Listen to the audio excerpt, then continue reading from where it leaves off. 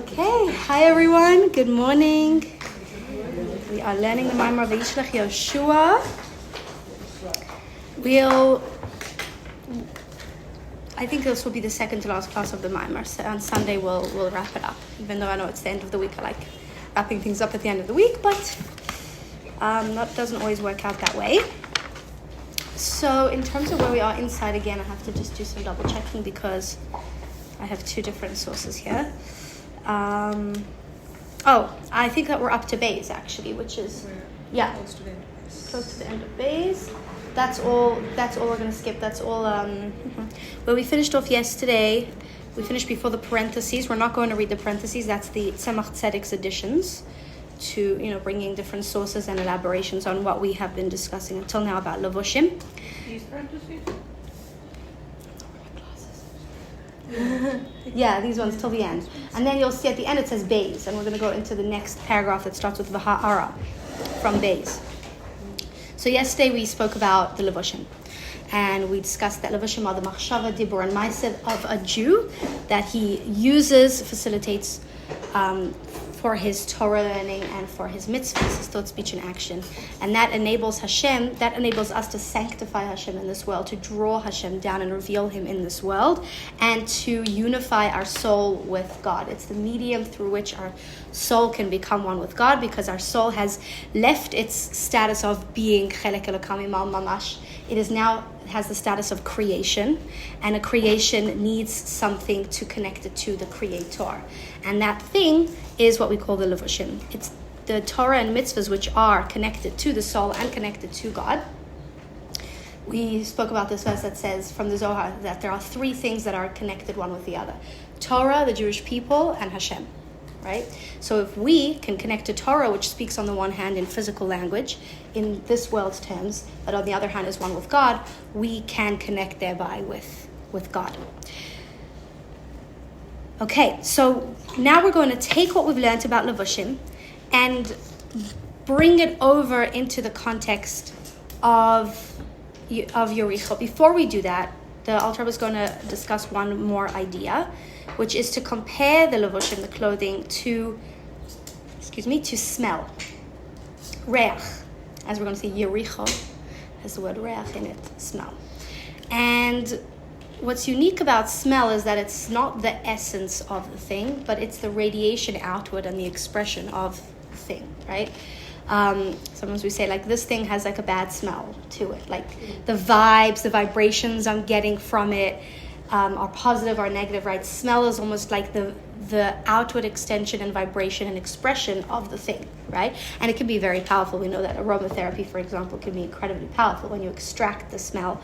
It's brought that the smell is for the soul. I'm not remembering the Hebrew verse, but that the smell was made for the soul to enjoy. It's something that penetrates, and that has an effect on our soul. But it's an outward. It's, so to speak, it's the idea of a radiation and an expression outward of the thing. It's like, I'm just thinking of like those parts of the shuk where you pass by and you're about to get to the fish store, it's like you're not at the fish store, but you're already experiencing the fish store, right? Not because of, you might not have seen it, heard it, touched it, but because of the smell. The smell kind of allows that thing to travel and to extend to new places. And so the idea is that it's the same thing with God, that if we want to draw God down into this world, he is kadosh, he is removed. So how do we sanctify God? How do we experience the holiness of God if he's removed? And the idea is through smell, that there's an aspect of God that radiates and extends all the way down into this world, and that we can draw that down through the Levushim. And this is called Arich Anpin. We say in the 13 attributes of mercy, we say Erech Apayim V'Rav Chesed V'Emes. God is Erech Apayim, slow to anger, and there's a aspect of God called Arich Anpin, which literally means the long face. There's Zeir Anpin, the small face, and Arich Anpin, the long face. These are Zoharic Kabbalistic terms. But the idea is Arich Anpin is talking about what does it mean, the long face of God. It's the face of God as it extends down, all the way down into this world, from the highest levels all the way down. Zeir Anpin is God as he is not as elongated, a small face, not elongated face. God as he is expressed, panim is plimiut, his internal is expressed, but only in, let's say, in the faculties of the brain, etc. We won't get into the differences right now between it's called Zah and Aleph Aleph. Those are like the abbreviations used in Tanya and for these Kabbalistic ideas. But Arich Anpin comes from Erech Hapan, God who is slow to anger. It means a long face. It means God as he's extended down from the highest levels all the way down here. And we have the word there, Af, Erech Hapan, slow to anger. And we know that anger is connected to the nose, right? The nostrils flare. And so it's the idea of the nose here, of smell as well. So this idea of Arich Anpin, of Hamshacha, of drawing God down from the highest places to the lowest places, is connected with this concept of smell. That which radiates the essence outward towards the other, further away from the actual source. And that is what we are discussing in this context of Levushim, that through our thought, speech, and action, we can, so to speak, draw down this reach. Okay? So the Alter Rebbe is going to bring Zohar here and some Chazal, and we'll see how much we get through. But that's the general idea, okay? So before we go into it, don't get lost in the details of it. That's the idea, and as we're going to see with Yericho, okay, that this is the idea of Yericho, of drawing down through the Levushim, these levels of God from the highest place to the lowest place, specifically through scouting out Yericho, as we're going to see. So that's where Reach is going to come in here. So let's go to Beis, next paragraph. Maha'ara v'hamshachazu. So this light of God that we are trying to become one with, that we want to unify our soul with, and this hamshacha and this drawing down of this light, he bechinas reach. It's called reach. The concept of drawing down the light of God to unify it with our soul is called smell. K'mashakasav, as it's written, this is from Yeshayahu about the times of Mashiach. V'herichu b'yiras Hashem, and they will be able to smell the fear of God. So that our fear of God and our service of God should be in a way of smell, of being able to draw from the highest to the lowest and be unified with it. V'hu l'mashal, and this is, for example, k'mo shehareach eino atzmiut hadavar, because the smell of something is not the essence of the thing. Although we do, in order to get a potent smell, right, we need to get down to the essence, like essential oils. The smell that you smell of the essential oil is not the essential oil itself, right? But it can still have a very powerful effect, penetrating even down and deep into the soul. So, hareach eino atzmius hadavar. Smell is not the essence of the thing itself. Ela ha'ara v'hamshacha mimenu. It's a light, it's a radiation that comes out of it. So just as we have with physical smell, this phenomena, kach, so too, ha'ara zu, we have it in the context of God, that this light, mitpashetet, spreads out, me'or ein sof baruch hu, from God's infinite light, the nikra midazu arich anpin. And this concept is called arich anpin. Arich anpin, the long face. It's referring to God as he's elongated, as he expresses itself outward. In this context, as we've called of smell. A'arich api letehilasi echatem lach. I will extend my nose, and my praises I will give to you. Mashakasuv be'idra de Nasai. Idra, I think, is the Zohar of Parshas Nasai. And it says here, I'm pretty sure that this next verse is from the Gemara, though. Kuf Lamed. Labal ha'chaitem ani mispalal. I pray to the master of, you know what chaitem is? This is from the Zohar. Yeah, Idra Nasai. This is from the Zohar, Pashas Nasai. Labal ha'chaitem ani mispalal. I pray to the master. Chaitem is the nose. I pray to the master of the nose. So what does that mean? Labal ha'chaitem ani mischanen. And to the master of the nose, I mitchanen, I beg. Why we say calling God the master of chaitem, which literally means the nose? Because we're referring here to God in the context of smell. God, as he is so far removed and so high up that he's able to radiate all the way down into this world, Arich Anpin, and that we are able to experience him down here. And that's the whole concept of the source of Rachamim. We've spoken about this many, many, many months ago, that we want to appeal to God's mercy as he is actually above us, as he sees us as so far removed from him that he actually has mercy. Instead of having judgment for us because he's close, because he's getting personal.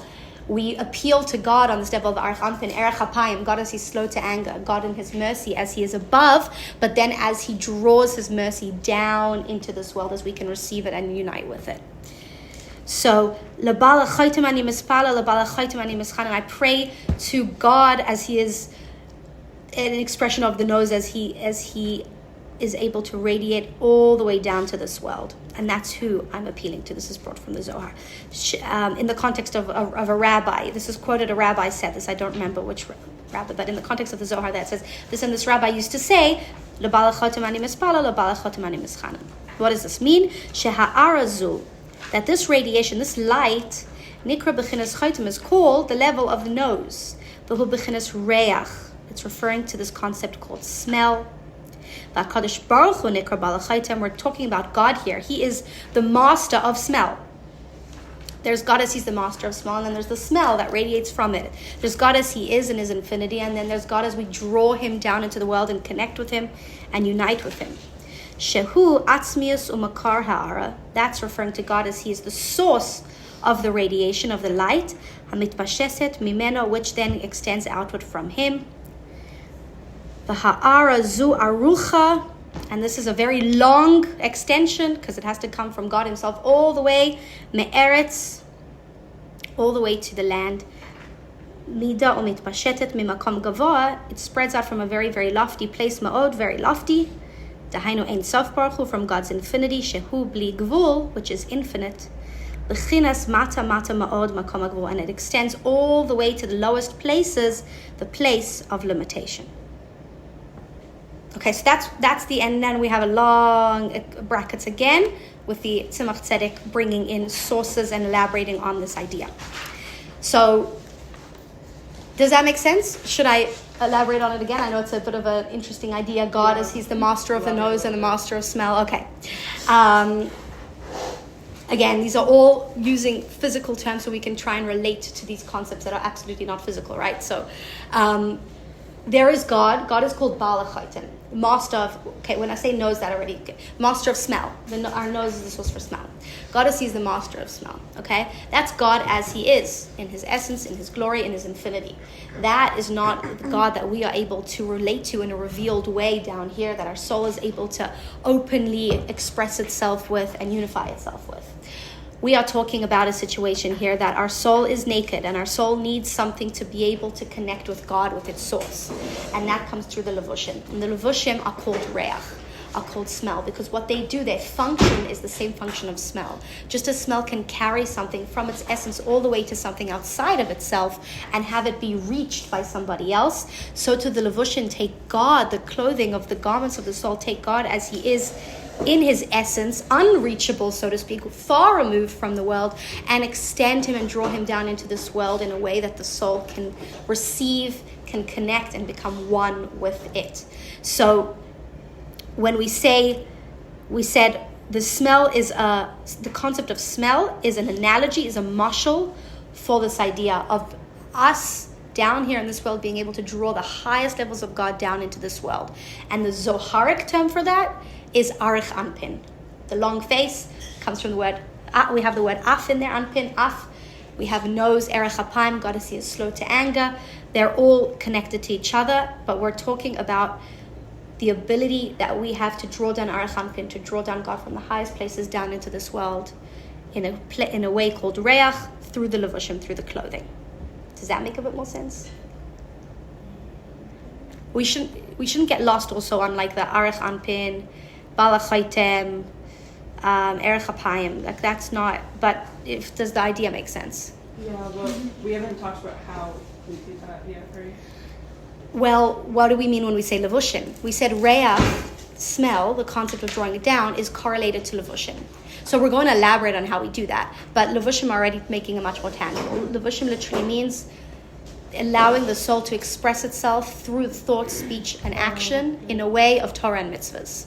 Right? Because we said that the soul alone is a creation. It's a very spiritual creation. It's a very powerful creation, but it's a creation. So we need the smell. We need God to reach the soul. And it's brought that Smell is something that the soul enjoys from. It's brought in the Gemara, right? So something that can penetrate and reach the soul is this concept of smell. How do we allow God to penetrate and reach the soul? Through the levushim, through the thought, speech, and action as they're expressed and embedded in Torah and mitzvahs. And we'll elaborate on what it means to scout out Yericho. So we'll elaborate on that a little bit, but that is the idea. I saw, was the missing link there the idea of the levushim? Okay. So yeah, levushim, when we say levushim, that also sounds like another Zoharic term, clothing. So just remember, it's thoughts, speech, and action that a person directs towards God. Those are called the clothing of the soul. And now we're going to talk a little bit more about the levushim, about the clothing. And we're going to connect them to days. We started off the explanation of the Smarma by saying that Avram was old and he entered into his days, and he was coming on in his days. We said that the Zohar said that the days of the levushim are the garments. And we'll see that we're going to have a correlation here between smell, which takes something from its essence and allows it to reach further away places. Levushim, which takes God in his essence and allows it to reach the soul through the thought, speech, and action, and the connection of days. And the reason why we connect it to days is because we have around, 365 days in the year, right? Days in the year counting by the sun, which we even Jewish people count the days by the sun, right? The morning is sunrise, sunset. There are 365 days in the year, which correspond to the 365 veins that we have in the body. Don't ask me how many veins we actually have in the body, because it's probably not 365. But the Chazal has told us that the Shasagidim, we have 365 negative commandments, which correspond to the 365 veins, which carry the blood from the heart to the whole body, which correspond to the days of the year. And we're going to find a connection between all of these things. So, the Hine, after the parentheses, let me show you where that is inside. Maybe it's on the next paragraph. So the Ha'ara, so next page. There's a second page. Okay, so right at the beginning of the next paragraph, the Hine. So just we're skipping the parentheses. The Hine, Bechinas HaLevushin, this concept called the garments of the soul, our thought, speech, and action. They are drawn down through a level called days. Sheyesh Shasa Shin Samache 365 Yamim. There are 365 days. Shehem Shasa Hamshachos, which refer to 365 ways that we draw down God into the world. So God is drawn down into the world through the clothing, right? And that's called smell. Something as it's in its essence, as it's able to be drawn down and reach something further away. There are 365 channels, so to speak, for how God does that. How we draw God down into this world is through 365 channels. What are those 365 channels? The 365 commandments that we have, negative commandments that we have. That's how we're able, those are the channels that allow us to draw God down. We only draw him down through negative commandments? Very good question. So, I actually had that question myself as well. It doesn't talk about the positive commandments here. And the Alter Rebbe will bring in this concept of Gevura, that in order to be able to truly, I think this is how I understood it, that in order to be able to truly conquer, so to speak, our levushim, our thought, speech, and action, utilize them all the time for God, you need to have Gevura. Gevura is strength. So that's referred to by the 365 Gidim, that side of it. So all of the mitzvahs are what draws God down, right? However, from what I understand, the emphasis here on the negative commandments is the idea of the emphasis of the importance of strength that we need in order to actually be able to keep our thought, speech, and action in line with the Torah and mitzvahs all the time. A very good question. So in general, we talk about the fact that there's God in his essence, then there's God's limbs, is how he expresses itself outward into the world through the mitzvahs.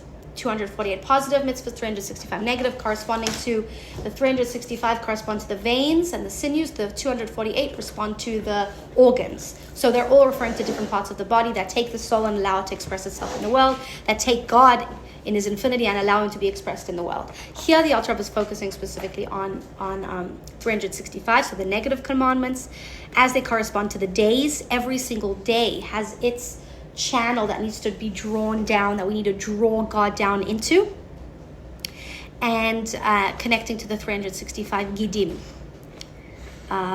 veins and sinews. So as the Alter Rebbe says, Kamo lamashal shasa gidin, like for example the 365 veins. There is a star here, al yedei b'hasafot, Ian b'hasafot. It's possible in the back of L'Kotei Torah, you should know, it's just good to know. If you notice inside here, and also your copies, we don't have any sources for anything. There's like verses brought from all over the place, and they're just brought. In the back, every verse, the source of every verse is brought. So it's good to know. And so it seems that here in the back, it's also going to elaborate on what we mean when we say that we have 365 veins, okay? Shehadam v'hachayos, that the life and the blood, hayotze min halev, which extends out of the heart, lekol ha'ivarim, to all of the limbs, nimshach derech hagidim, it's drawn through the veins. So we have a physical body, we have the source of life in our heart, the source of life, the blood in our heart, that needs to then reach every part of our body. And that's drawn through the 365 veins. So too we have God as the source of life. And then we have God as he needs to be drawn down to give life to all the different parts of the soul, to the world. And that is drawn down every single day. Just like every single vein knows how to carry the exact amount of blood that's needed and necessary in each and every organ, so too every single day draws down the amount of life and energy that is needed in that day in this world. And that's, yeah. Are we counting the heart as an organ or no? In the context, I think, of the 248 organs of the positive mitzvahs, I think that the heart is counted in there. Is it saying that negative mitzvahs are derived from positive mitzvahs? No, that's not what it's saying here. The negative mitzvahs are the veins. The veins don't come from the heart, as in the heart doesn't create the veins. The veins facilitate the heart giving life to the body. So that's the idea, that the 365 negative commandments facilitate God and his source to be able to give life to the world and give life to our soul.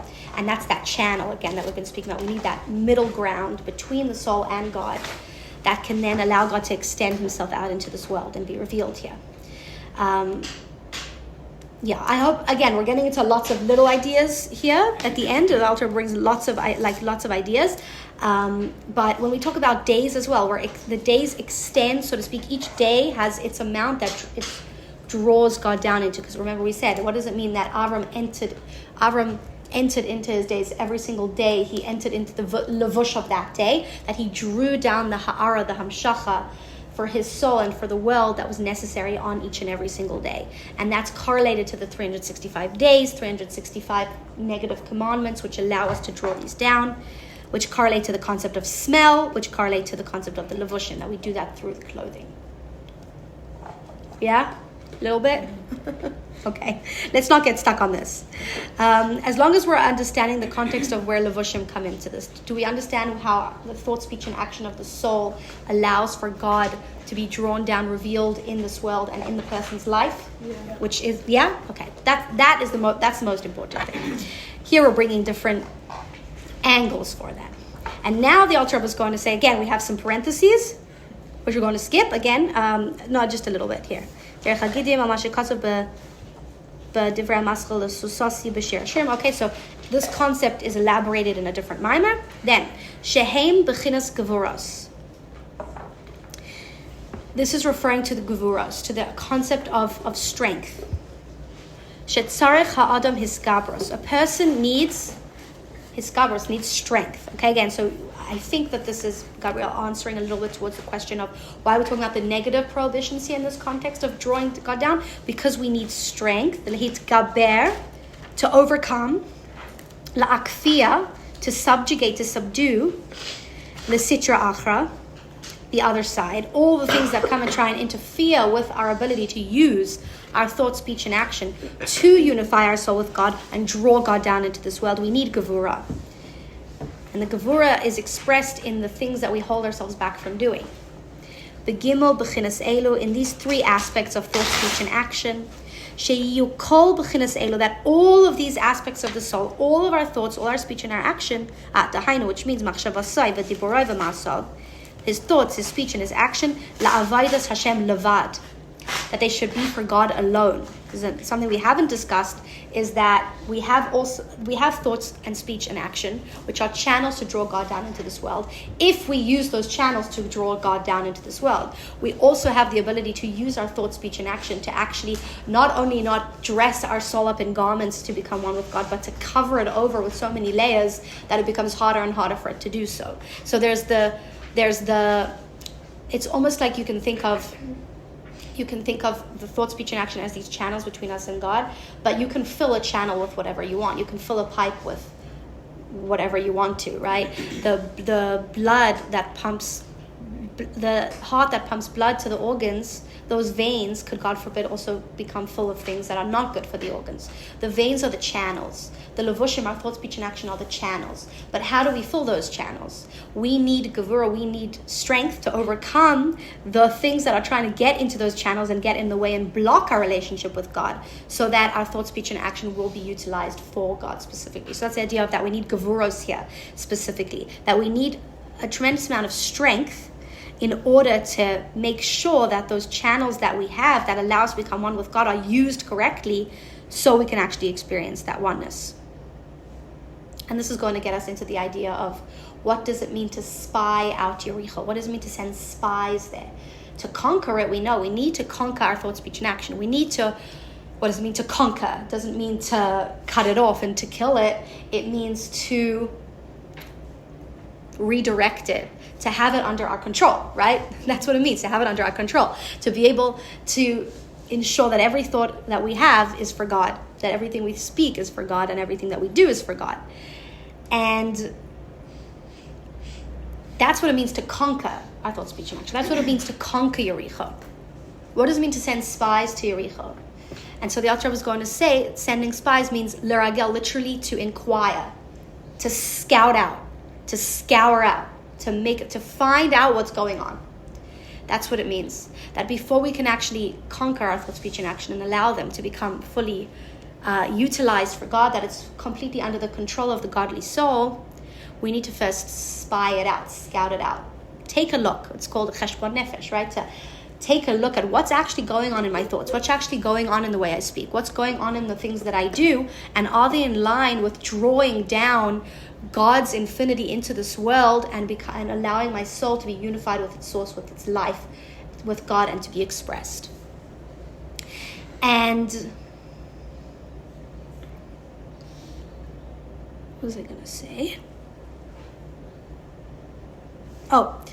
The Alter was going to bring one more sidebar here before getting to that point, which is really the point of the Maimer. We have 3 more points coming up. We have one, which is that you can think that the least important thing to actually take seriously is our thoughts, which is the opposite almost of what the Alter started off saying, that we would think that our thoughts are the most spiritual and important and connected to God, but actually God is able to be drawn down and channeled through all of them equally because he's above all of them, right? We said that. Now the Alter was going to say, give us almost like an introduction before emphasizing the necessity of scouting out our thoughts, our speech, or action, to emphasize the importance of thought. You know that the Alter Rebbe, the whole concept, modern therapy today is like the Alter Rebbe, foresaw it all. The whole idea of CBT, and this whole idea that we have in the Tanya of moach shalit al halev, right? That the mind controls the heart. The Alter Rebbe here is going to say that you could think, okay, but why do I need to take my thoughts so seriously? My thoughts are not something that are expressed outward. Like, it doesn't really matter. Nobody sees them. And I could think a whole bunch of toxic thoughts and speak very, very nicely and sweetly and act in a very good way. I could act as a very good person. So what role do thoughts have here? And do they have to be taken as seriously as our speech and our action? And the Alter Rebbe is going to say, absolutely yes. Yes. We need to clean out, scour out our thoughts as well. There's a difference, he says, between machshavot and hirhurim.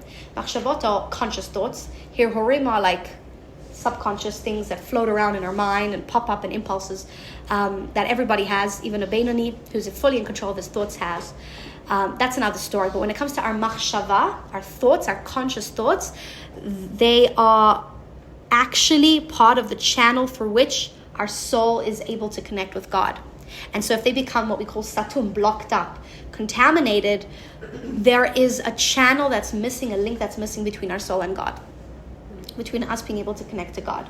It's interesting that, like, you have to use your thoughts to control your thoughts, but you use your thoughts to control your speech and action. You have to use your thoughts to control your thoughts. Yeah. I mean, what controls our thought? Controls all of the garments. I would maybe argue that it's interesting. There's my thoughts, and then there's me as I'm thinking my thoughts and controlling my thoughts, which is not necessarily my thoughts. I feel like it is in a way. Maybe is not it? In this context, but because like the whole idea of like what you learn about like you are not your thoughts, right? Like separating. Like there's a type of therapy called acceptance commitment therapy, ACT therapy. Very, very interesting, and so part of the acceptance piece there is the idea of disassociating you from your thoughts, and like it's a whole process, and there's all different exercises and ways to do that, because at the end of the day we are not our thoughts. There is my thought, and then there's me as I'm controlling my thought. It can feel like I have to bash in one thought to like take away the other thought, kind of like bumper cars, but the truth is that there is me as I'm higher than thoughts, as I'm in control of that. And that's, I'm not bringing citizen for that, but that's just something from what I've understood. I could be wrong though. Like it's trying to go back to the Yechida to influence everything else. Yeah, I mean, tapping into Yechida, that's a little bit more complicated, but it's the idea that I have control over my thoughts because I am not my thoughts, right? Again, do we have control of our subconscious thoughts? Less so, because they're actually much more bound with who we are. They're more bound deeper inside, and we're going to see. That's the context of scouting out of Moshe sending spies. When Moshe sent spies, they were scouring out the deepest recesses of the subconscious of the heart and the aspect of love of God and fear of God. That's already getting into the emotions, deeper places, bless you.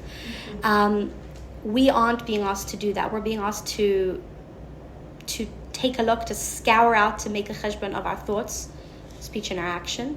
But yeah, it's a question, who's doing that calculation? Is it my thoughts? Is it me? The hardest thing to change is our thoughts, that's for sure. Like, but at the same time, there's this backward effect that happens that the Alter Rebbe teaches us, that when we do change our thoughts, the way we speak and the things that we do will change almost automatically, because they control them in a way, right? So it's the hardest thing to do, but it has, I guess, the deepest results if we only focus on our actions and say, okay, well, the way I act is in line with God. That means that I'm uniting my soul with God. I'm drawing him down into this world. It's like, yes, on the one hand, yes, but there are other channels that are missing, and you're not fully being able to be enclosed. You don't have all the garments. You don't have all the garments. You don't have all the protections. You don't have all the expressions. So that's what the Alter Rebbe is going to start by saying is the importance of thought, because we could think that thought is actually the least important in this context of drawing God down into this world. Nobody sees it. It doesn't necessarily, we don't always see the direct effect that it has on our speech and action, because we can act against our thoughts, but that they're actually very important. Then the Alter Rebbe is going to take this into Yericho versus Canaan, versus the spies of Yeshua versus Moshe. That the spies of Yeshua were going to Yericho, were tapping into this place of reach, of the context of drawing God down through the levushim, as opposed to the spies of Moshe, who were delving into Avas Hashem and Yiras Hashem, what's going on in like the deepest recesses of the heart. They were tzaddikim. Moshe was a tzaddik on a level that's beyond the level of any other tzaddik. So they were doing a work and avoda there that's not necessarily relevant for everybody. That's why Hashem, we're going to see, didn't command Moshe to send the spies, because it's not a commandment for each and every one of us to send spies into the deepest recesses of our hearts to lahavchin. The word is to how do you say in English lahavchin? To discern to break apart how much love we have for God versus how much love we have for ourselves, how much love we have, fear we have for God versus how much fear we have from people. That's not the commandment that God has explicitly given us, because it's not a level that we're all reaching at. But God commands Yeshua to send spies to Yericho. God commands every single one of us to scour out, not necessarily our souls, but the way that our soul expresses itself in this world. Because at the end of the day, the message of this Bible really is the way that our soul expresses itself in thought, speech, and action is the most important thing. It's the most important thing because it's the way that our soul unites with God. So let's read a little bit more inside, and then we'll wrap this up kind of on Sunday. And again, I know we're bringing in lots of quotes, lots of ideas. So I hope that we can get the gist of it.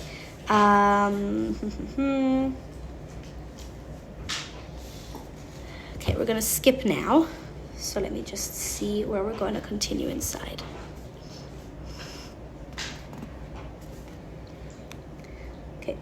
Okay, so we'll go to the end of the Shehem Bechinas Gevuros. Did we read about Gevuros? Yes, we did.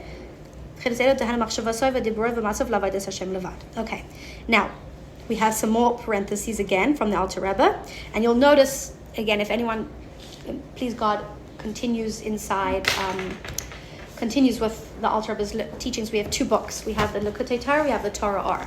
The Torah Or doesn't have parentheses like this because the Tzemach Tzedek did not write his notes inside the first version, the first printing. But by the time of the second printing, which is about 10 years later, the Hasidim were begging the Alter Rebbe to bring in, I guess for the Hasidim, this was helpful. For me, it really just confuses me much more. But the Alter Rebbe is bringing sources for the ideas that the Tzemach Tzedek is bringing sources for the ideas that the Alter Rebbe is using, which was helpful, I guess, to the Hasidim. Were these not documented the same way? Because I know when we go through the previous Rebbe's Mamar, he didn't always even look at them.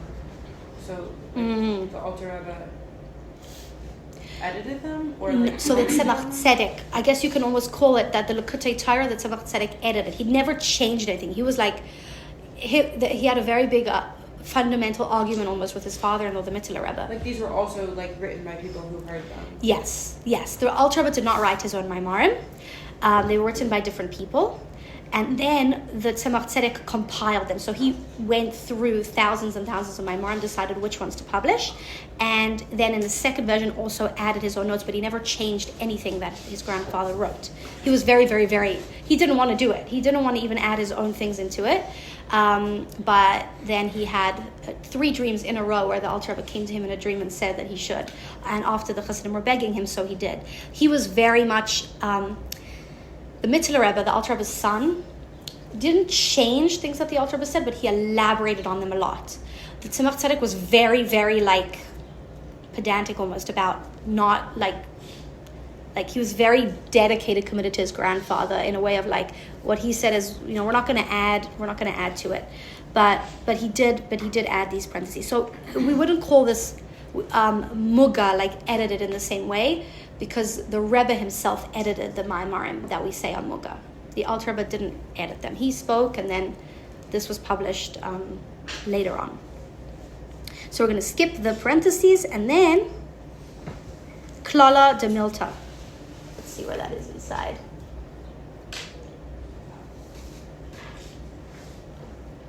It's right up to the...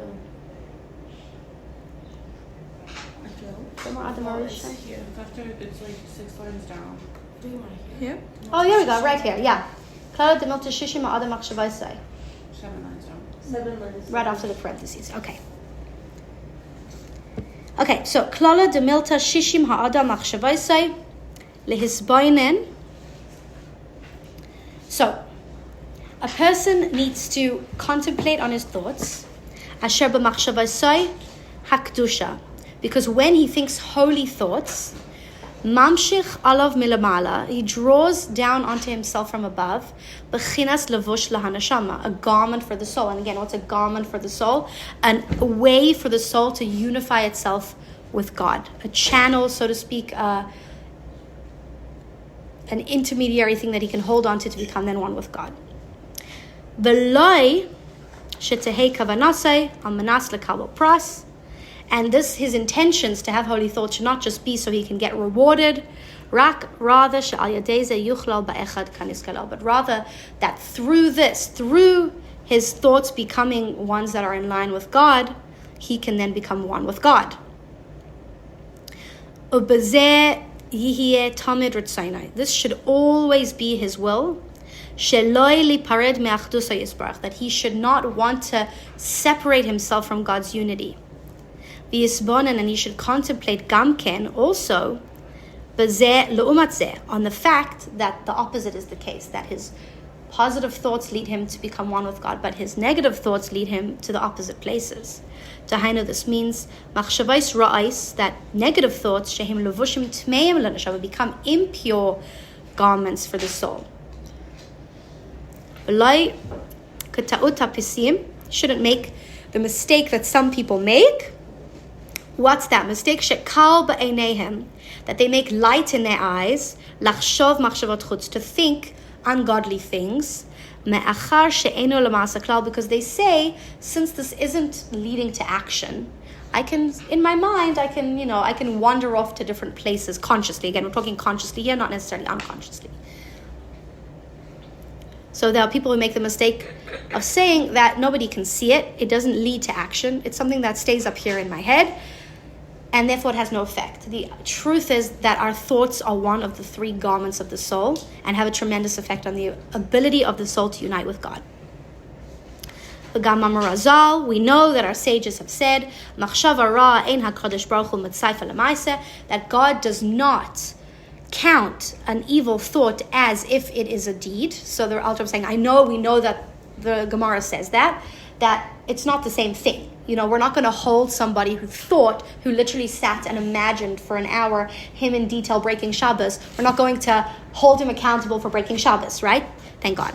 However, the way that the Alter Rebbe talks in Tanya, he almost equates them as being equal, okay? Because the Alter Rebbe says that the spiritual effect that it has on his soul and his ability to unite with God is very profound. So the way that God judges us, it's not in that way. And the Alter Rebbe says, Umikol sheken herhurim rabim, and how much more so herhurim means like subconscious, fleeting thoughts that are not necessarily in our control. How much more so those are not considered action. She'enam afilo bichlal machshava, those aren't even called bad thoughts because they really weren't in our control. Aval, but the emes la'amisai. Okay, so if you want to know like the truth of the truth is, if you think what you're thinking, you're not held as if you've done it, right? There's a difference.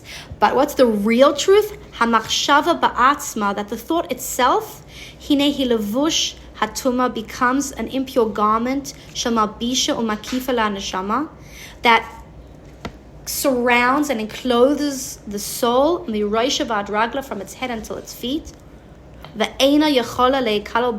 it won't be able to truly become one with God's unity. And therefore in his own eyes he should see machshavat chutz, negative thoughts, like idol worship. Okay, so the Alter Rebbe is taking a different stance here. Yes, it's true, it says in the Gemara, Hashem does not count our thoughts as actions. However, our thoughts, our conscious thoughts, have a very, very, very profound effect on the reality of the relationship that we have with God. And so, if you think about it, the Alter Rebbe wants us to be everything. On the one hand, action is the most important, and we should emphasize action, but we should also have perfect thoughts. Okay? From all angles and all sides, we need to be scouring out, doing this avoda, that all of our levushim, including our thoughts, should be in line with God, because that's the way that we can actually become one with Him. And it's something that we can talk about for a long time. There's the profound effect that our thoughts have on our life. The Tzemach Tzedek has a quote which says, "Tracht gut wird sein gut," right? Think good and it will be good. So the Chabad philosophy towards thoughts is taking them very, very seriously, right? Chabad is Chochmah Bina Das. It's thoughts, and the profound effect that thoughts can actually have in either uniting or separating us from God. So the Alter Rebbe elaborates on the thoughts. He's not going to elaborate on speech and action, maybe because it's easier for us to see how that can separate us versus connect us with God. But he's going to take all of this again into the context of Yericho, which we'll do, please God, next week. So we're learning a deep mimer. I'll just put it out there. It's short. If you just look at it here, it's not like super long, but it's deep. Does anyone have any questions or comments on what we said today? It's good?